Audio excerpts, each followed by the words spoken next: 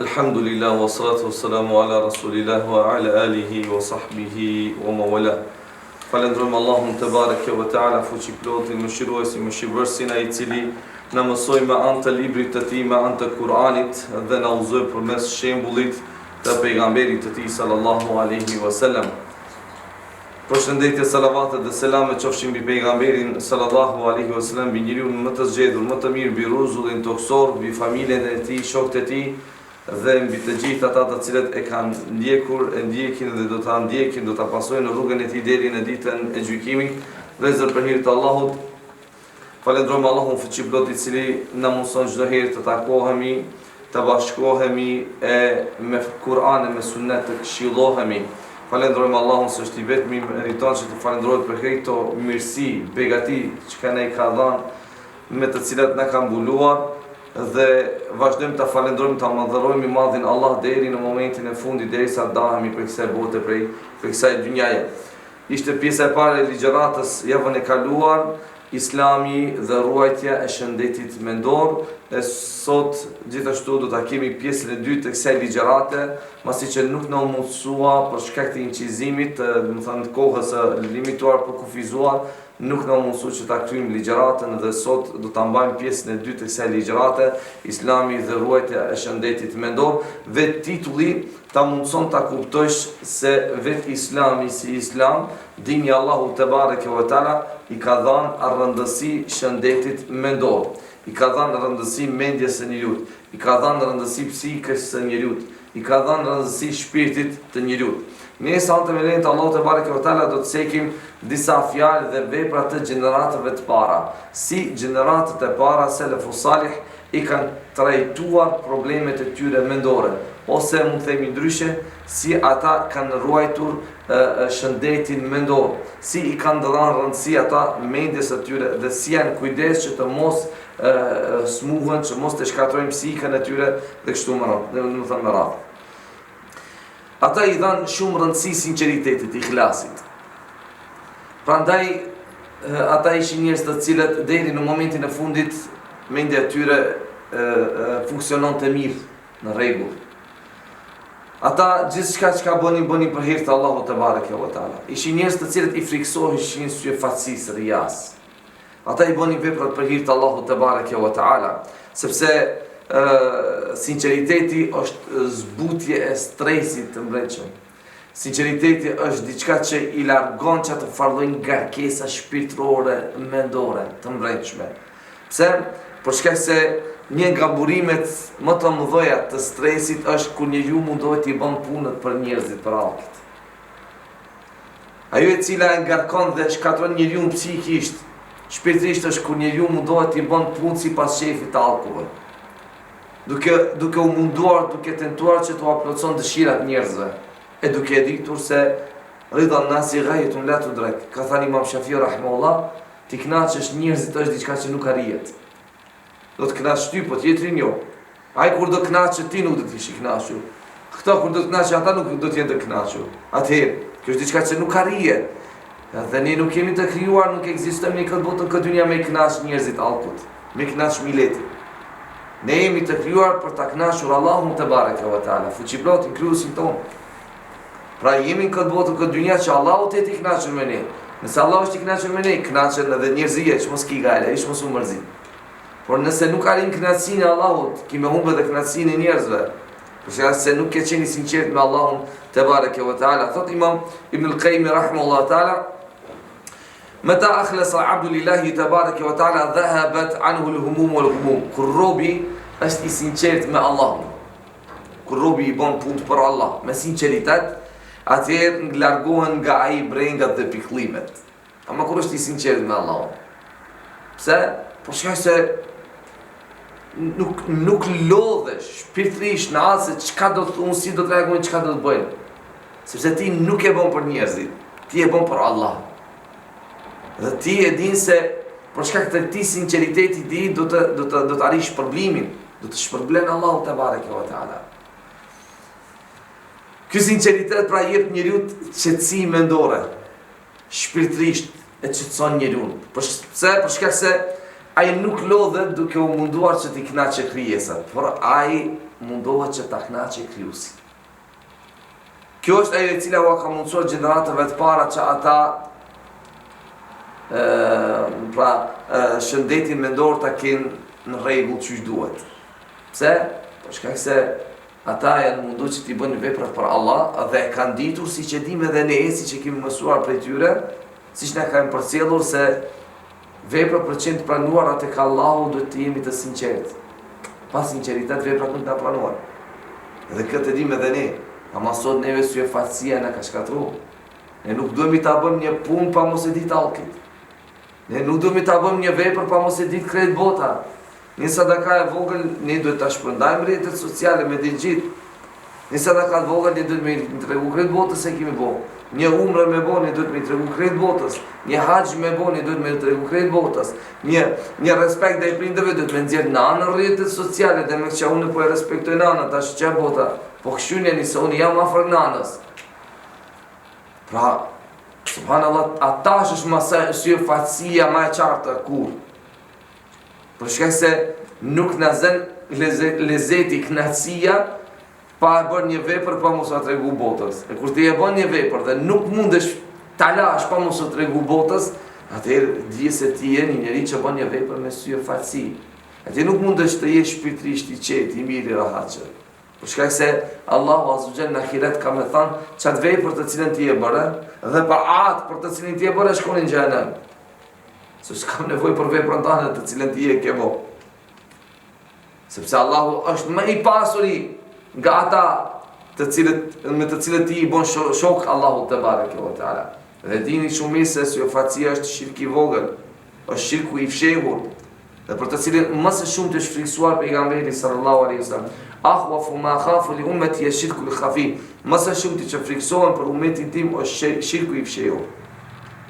Më së shumti që ja kanë gajlen ummetit tim është shirku i fshehur. Kanë pas mbështetje plot në Allahun te bareke ve teala, e kanë pas tawakkulin gjeneratët e para.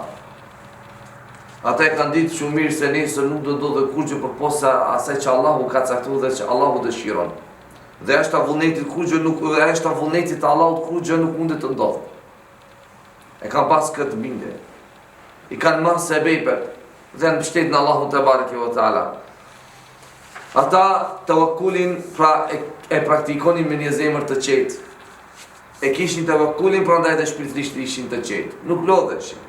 Pa marrë parasysh, a për nafak, a për luft, a për dituri, ata ishin njerëz të cilët për gjithçka mbështeteshin në Allahun te bareke ve teala.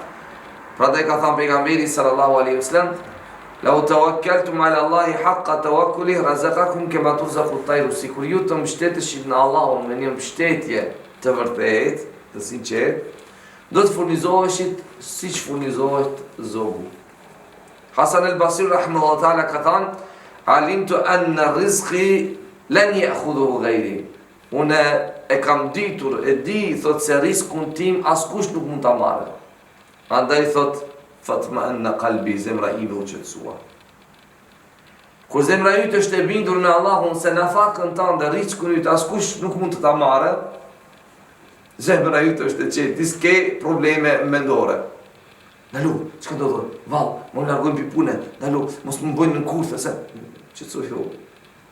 Qetësoj se kur kush asgjë mundet me të bëj pa lejen Allahu te bareke ve teala. Kur kush asgjë nuk mundet me të bëj pa lejen Allahu te azza. Vetëm kinje mbështetje plot në Allahun subhanahu wa taala.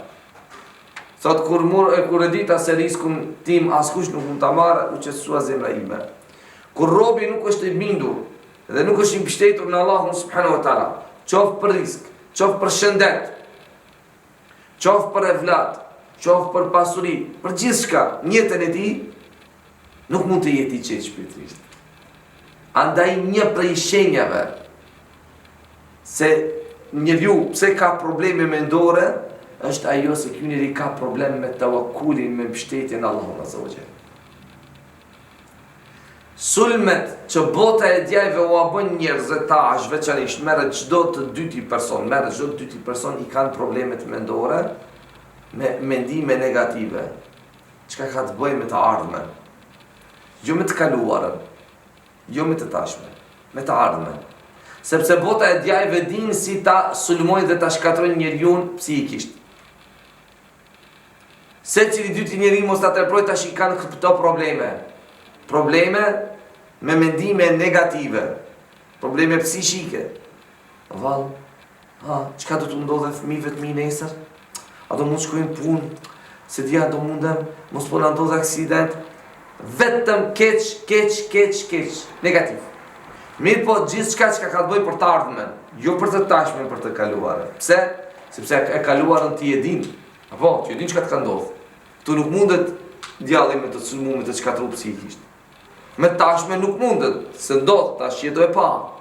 E me të ardhmen ti nuk e din. Të ardhmen ti nuk e din, pos Allahu të askush se din, e të sulmon të shku, sulmon përmes pikës së akides besimit. Besimin e kadan, në caktimin e Allahu te barektan. E këtu tash të sulmon. Çka ka me ndodhur me fëmijët e tu? Çka mundet me ndodhur posa asaj që Allahu dëshiron? Çka ka me ndodhur me bashkëshortën time? Çka mundet me ndodhur posa asaj që Allahu dëshiron? Çka ka me ndodhur me pasurinë time? Çka mundet me ndodhur posa asaj që Allahu dëshiron?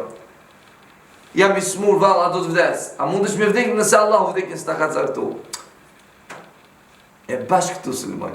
E kur personi, kur njeriu është i dobët me fetarinë e tij, është i dobët me besimin imanin e tij, e ky njeri ka probleme me dorë.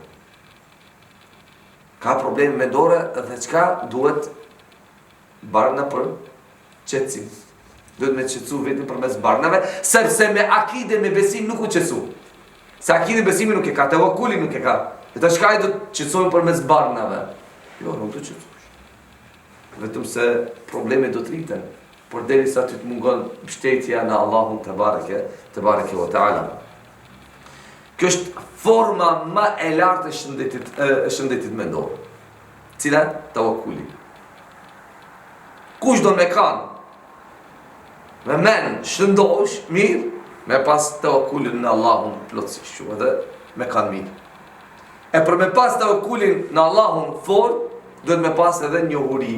Me pas me njoh akiden, besimin tënd, me njoh Zotin tënd, me njoh llojet e tauhidit, njohurinë të Allahut dhe kështu me radhë, me njoh emrat, cilësitë, atributet e Allahut azza wa jall.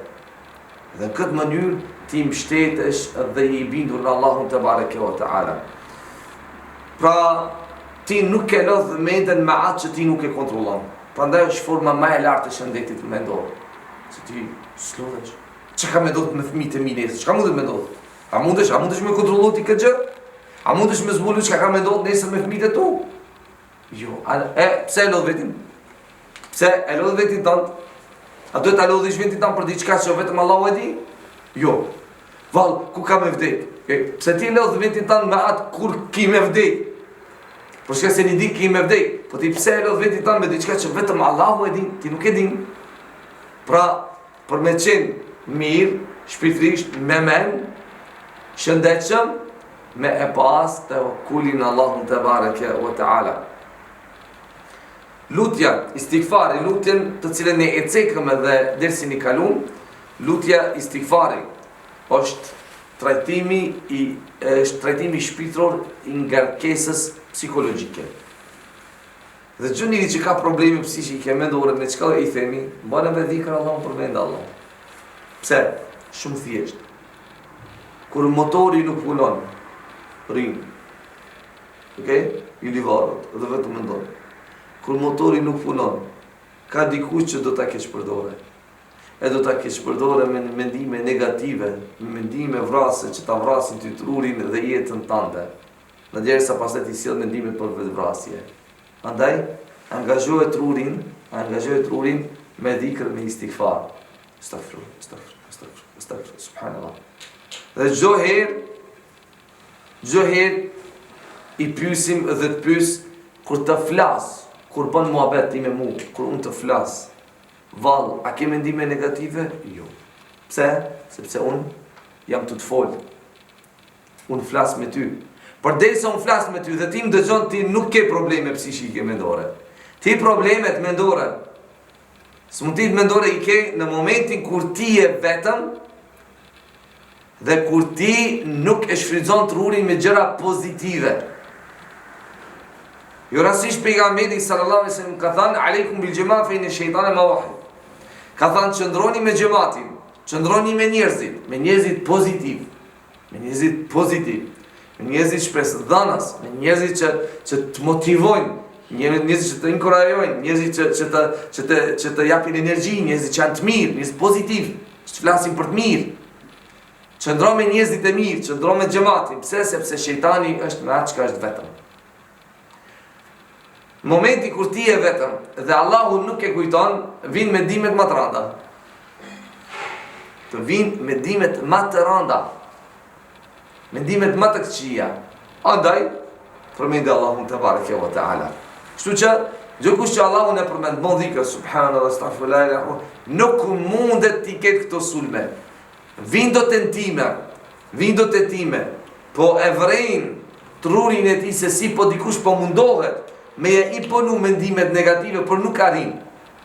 Por shkak se ti e ke atë pancirin e ke atë mbrojen dhe mbron trurin tënd nga këto mendimet të këqija të liga negative. Subhanallah, astaghfirullah, la ilaha illallah, la hawla wala quwwata illa billah. Veçanërisht kur ti e din përkthimin dhe e din domethënien të këtyre lloj dhikreve dhe përmendurit të Allahut te bareke ve teala. Gjeneratët e para janë kujdes për vetin e tyre. Pra ata nuk e kanë raskapit vetin e tyre. Çfarë mënyrë? Kanë qenë njerëz aktiv. Kanë qenë njerëz të punës, kanë qenë njerëz të shëndosh, kanë qenë njerëz të cilët i kanë dhënë rëndësi shëndetit, veçanërisht me barna lloje, do të thënë që janë natyrore. Dhe keni librin e pejgamberit sallallahu alaihi wasallam, do të thënë Ibn al-Qayyim al-Jauzit për mjekësinë e pejgamberit sallallahu alaihi wasallam, at-tibbun nabi, si është mjeku pejgamberit sallallahu alaihi wasallam, pa edhe shokët e tij, të cilët e kanë pasur e kanë ndjek pejgamberin sallallahu alaihi wasallam. Ata ishin njerëz të fortë, jo vetëm shpirtërisht, por edhe fizikisht, për shkak se nëse fizikisht nuk je aktiv, je raskapitur, ti do të kesh edhe probleme mendore pastaj. Dhe muslimani si musliman nuk duhet të jetë pasiv, duhet të jetë një person aktiv, që lëviz, që punon. Ka thënë Umar ibn al-Khattabi radiallahu anhu, e urrej të shoh dikën nga ju kot e pa punë, as në dynja, as në fe. Urrej të shoh në njëri të tillë. As për dynja, as për në ahiret. Keni pa ka njerëz edhe të tillë. Punën nuk e don, ma edhe namazin nuk e don. Ta lodhe trupin e tij nuk don, pare don të ketë holla, don xhepin të ketë mushur me të holla, don të shpenon epshin e tij, ama nuk do të lodhet. Edhe për namaz, për të lexim Kuranit, për ibadet jo, hiç as pak. As për dynja, as për ahiret. Omer radhiyallahu anhu ka thënë, urej ta shoh dikë prej jush që rrin kot e pa punë. Pra, as në dynja, as në fe. Në momenti kur ti s'ke ndonjë punë fizike ose ndonjë punë që ka të bëjë me këtë botë, ti ke punë tjera. Çka? Për të ahiret. Asnjëherë muslimani nuk ka ore tash kam me pushu. Çu pushon? Fizikisht, po shpirtërisht, kënaqë shpirtin ta usheje. Subhanallah. La ilaha illallah. La hawla wala quwwata illa billah. La zakruar, bodhika, fal namaz. Sa gjumbon të pejgamberi sallallahu alaihi wasallam, sa gjumbonin sahabët gjeneratët e para, sa namaznat e falnin, sa Allahun ibadet e bënin. Nuk erdh përgëzimi me xhennet, duke qenë gjallë qashtu. Allah subhanahu wa taala i gëzoi me xhennet gjatë jetës së tyre për shkak të dashurisë së tyre ndaj dinit të Allahut. Për shkak të lishmërisë të tyre me Kur'anin dhe me sunetin e pejgamberit sallallahu alaihi wasallam. Puna, aktiviteti dhe angazhimi, pra ishin mjete për ruajtjen e shëndetit mendor dhe për të mos rënë në apati, për të mos rënë në problem, në depresion, në smundti mendor. Këtë kishin mjetë sahabët, gjeneratët e para, selefus salih. Ata ishin punëtor. Nëse kthehemi jetës së dietarëve të 4 shkollave juridike të tjerëve, gjukush kishin zanatin e tyre. Kishin zanatet e tyre. Çfarë zanat ke? Hoxh. Hoxha, çka punon? Hoxh. Por tjetra punon? Hoxh. Pa ke ndonjë zanat tjetër? Jo, hoxh. Pa duhet me pas zanat tjetër, duhet me pas një zanat. Duhet me ditë. Ty mund është sot me kanë hoxh, nëse si hoxh. Po nuk do se dini ty duhet ta lash. Ti gjë herë duhet të praktikosh si fe si dini të Allah. Po ti duhet në fakën ta kërkosh. Furnizime për ty dhe familjen tënde. Është tani një fjalë, mbret me kanë, një fjalë urtë, mbret me kanë, zanat duhet me pas. Me dhe mbret me kanë, mbreti si mbret duhet me pas zanatin e tij. Pse? Sot është mbret, nëse nuk është. Kur ta nxjerrin, kur ta rrëzojnë, aty duhet zanati, duhet me kërku në fakën e tij. Po edhe hoxh, edhe çdo kush do të jetë, duhet me pas zanatin e tij. Shoqërimi me njerëzit e mirë. Ishin ata që shoqëroheshin dhe i kërkonin njerëzit e mirë, dhe i deshin njerëzit e mirë. Ata kishin një dashuri të veçantë ndaj atyre të cilët praktikonin fenë, dhe atyre të cilët ishin fort të lidhur me dinin e Allahut te bareke ve teala. Pra, nëse don të jesh me men shëndosh, shëndetshëm, mos rri me secilin, se me budallin ka me bo budall. Me budallin ka me bo budall. Me i devjuarin ka me të devju. Me i smuti ka me të smut. Kur të ish me një njëri që është i smut, ti s'ke kur gjë. A i ka smuti psishike, mendore, e vetëm pa në alë, pa ndërprejt flet për problemet e tija psishike, mendore.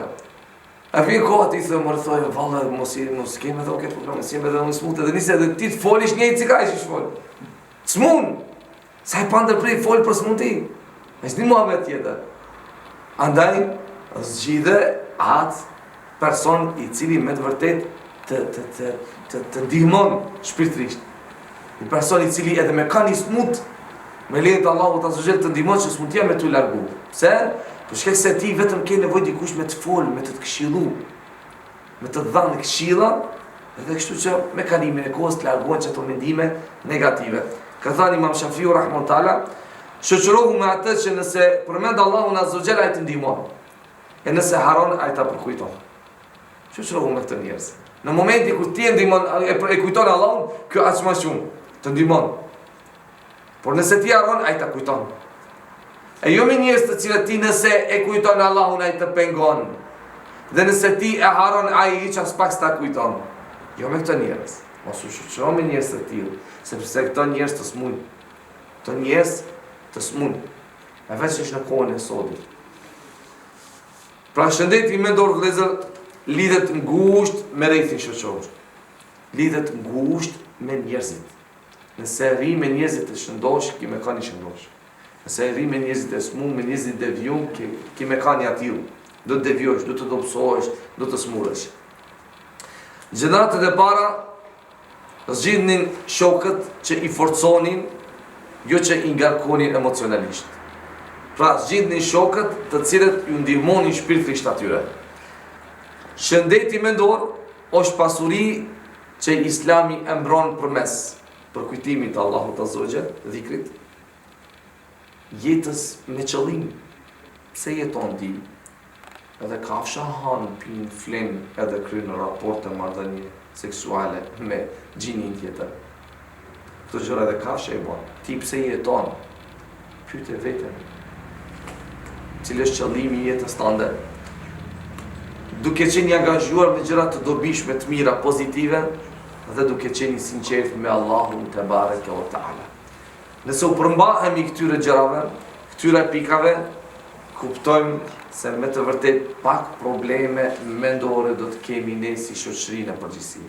Por përderisa ne ja na shkalojmë këto gjëra dhe largohemi prej këtyre gjërave dhe nuk japim rëndësi këtyre gjërave, dijeni atëherë se ne do të kemi shumë probleme mendore, si që shohim tash shumë vëllezër e motra ankohen prej këtyre problemeve, prej këtyre mendimeve negative, dhe sa që vinë në atë shkallë, në atë situatë, detyrohen, e lanë namazin, e lanë rrugën e Allahut, e lanë leximin e Kuranit, thotë nuk mundem, nuk arri dot, po për shkak se ti je dobësuar shumë.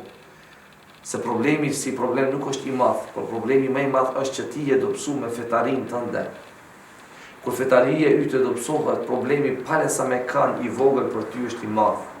Por kur fetaria yte është e fortë, kur me besimi i fortë, problemi pale sa të jetë i madh për ty është i vogël. Allahu na forcoft në ndihmën e tij, në praktikimin e rrugës së pejgamberit dhe sunetit të pejgamberit sallallahu alaihi wasallam. Allahu na largoft problemet tona shpirtërore, Allahu na pastroft zemrat, Allahu na shëroft shpirtrat, Allahu na zgjeroft gjoksat. Lutë Allahu azza wa jalla që çdo të sëmur Allahu ta shëron, çdo të devijuar Allahu ta uzon, çdo të dobët Allahu ta forcon, çdo të varfër Allahu ta pasuron. Jannatul Firdaus me pejgamberin sallallahu alaihi wasallam të na bashkon. Wa akhiru da'wana alhamdulillahi rabbil alamin.